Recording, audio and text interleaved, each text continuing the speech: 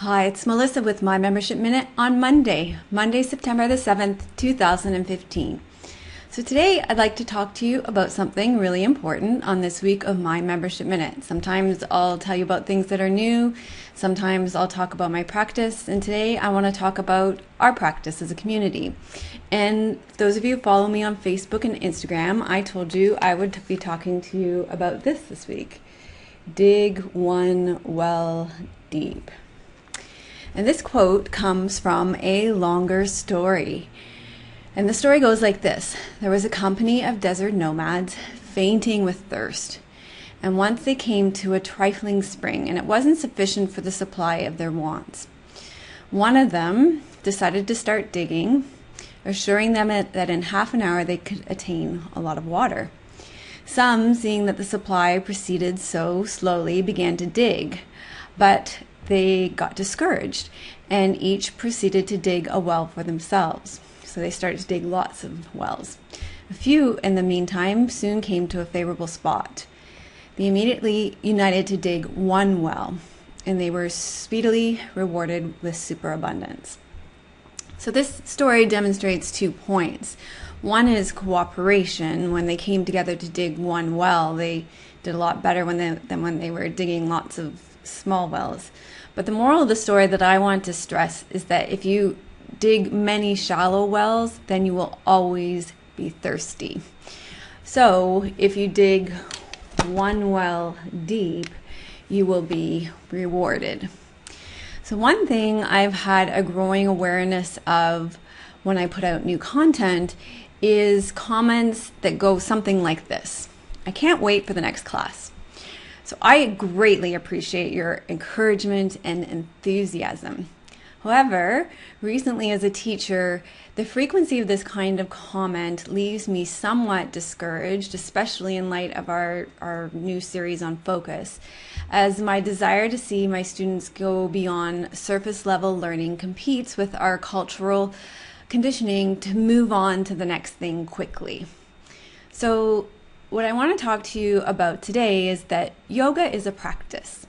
So it's different than a lot of other things in our culture. It's different than almost everything in our culture. So our yoga practice is different than going out and consuming a meal, which is something that happens quite quickly. It's different from other quick workout routines. You do it once and then it's done.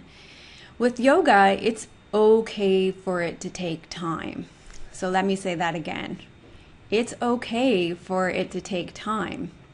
Another one of my favorite ways to say this is with a quote by Lao Tzu. He says, "Nature does not hurry, yet everything is accomplished." So for example, the first class in the Focused Living series on nonviolence and focus had a lot in it. That class was chock-a-block. In fact, I think it probably had too much in it. So I would ask you, how long do you think it took me to prepare that class?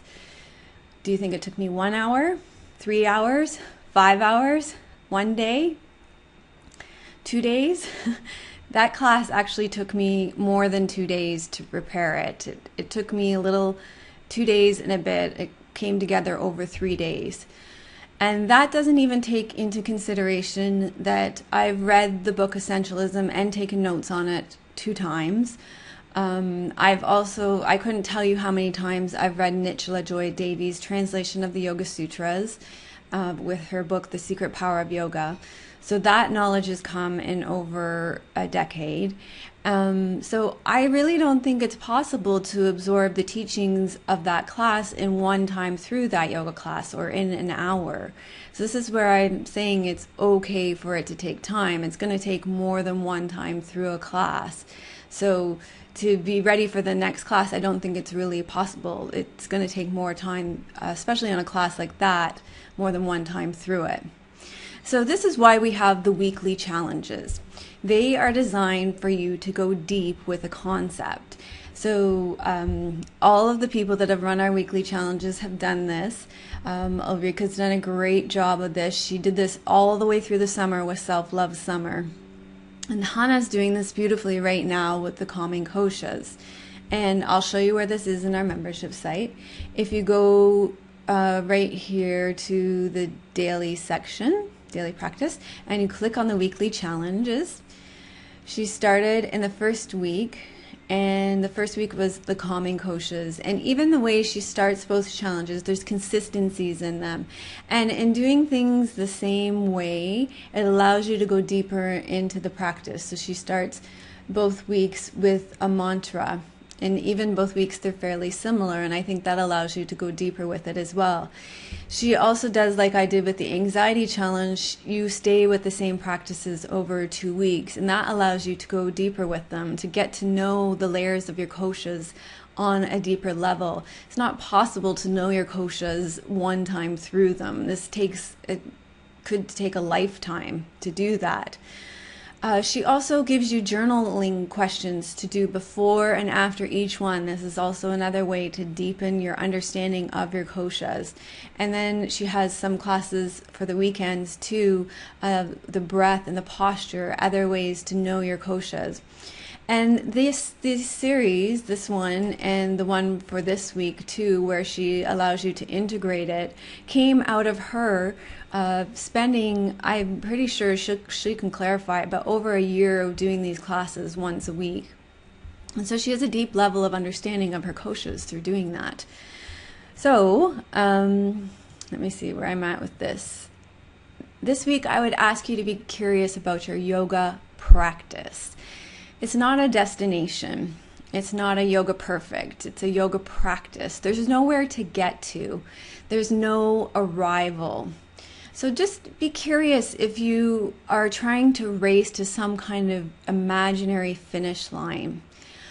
Or are you going deep with something in your yoga practice? It's okay for it to take time. I'm more than 20 years into my practice now, and I don't even still know the smallest tip of the iceberg of yoga, and that's okay with me.